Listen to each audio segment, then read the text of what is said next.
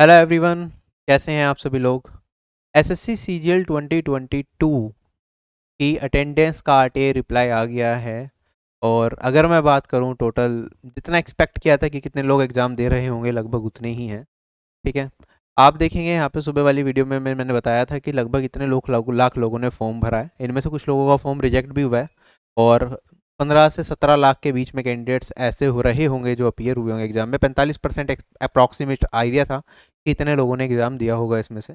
ठीक है। अगर मैं अभी जो लेटेस्ट आरटीए रिप्लाई है उसमें देखूँ, तो एग्ज़ाम देने वाले सीजीएल 2022 टीयर 1 का वो है 16,16,006 87। तो काफ़ी हद तक ये चीज़ सही रही है जो एक्सपेक्टेड था।